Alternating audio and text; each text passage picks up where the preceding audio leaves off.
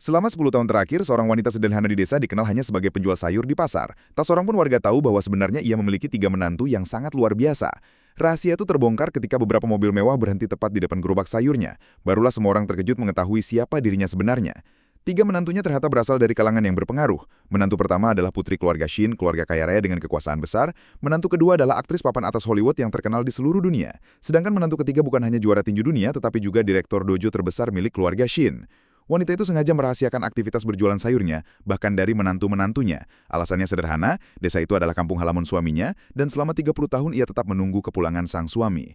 30 tahun silam, suaminya pergi ke kota untuk mencari uang, meninggalkan orang tua yang sudah tua renta dalam asuhannya.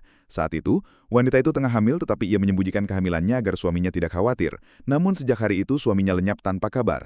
Selama puluhan tahun, ia membesarkan 3 putranya seorang diri hingga mereka sukses besar. Penelitian mereka bahkan menarik perhatian pemerintah dan akhirnya mereka direkrut untuk proyek rahasia di sebuah markas tersembunyi. Sejak itu, di rumah hanya tinggal dirinya bersama 3 menantu.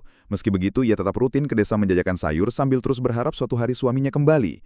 Hingga suatu hari, telepon dari wali kota datang, suaminya kembali dan sedang dalam perjalanan untuk menjemputnya. Hatinya dipenuhi harapan. Ia pun tulang tergesa-gesa membuka pintu rumah lamanya dengan senyum bahagia. Namun bukannya pelukan rindu, justru sarang wanita asing mendorongnya keluar.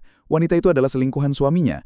Ternyata 30 tahun lalu suaminya memang meninggalkannya demi wanita itu. Kini ia kembali bukan untuk pulang, melainkan untuk menceraikannya dan menikahi selingkuhannya.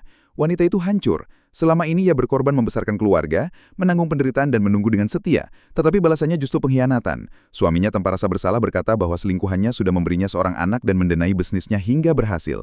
Selingkuhannya menghina sang istri, menyebut hidupnya tak lebih dari sekedar penjual sayur. Sang suami pun menilai istrinya kini terlalu miskin dan tak pantas lagi menyandang satu sebagai istri. Ia melemparkan $100.000 menyuruhnya segera menandatangani surat cerai. Saat ia menolak, sang suami memanggil para pengawal untuk memaksanya. Dengan angkuh selingkuhannya menambahkan bahwa anak hasil hubungannya dengan suami itu akan segera menikah dengan putri keluarga Chen, keluarga terkaya, dan mereka akan segera menjadi bagian dari keluarga itu. Ia bahkan menampar wanita malang itu, memaksanya untuk menandatangani surat cerai. Namun wanita itu memberontak, merobek kontrak cerai dan meluapkan semua sakit hatinya. Ia menuduh suaminya tak lagi punya hati nurani. Selingkuhannya lalu menuding foto dirinya bersama 3 anak laki, menyebut mereka anak haram. Dengan tegas, wanita itu menyatakan bahwa mereka adalah anak-anak sah dari pernikahannya.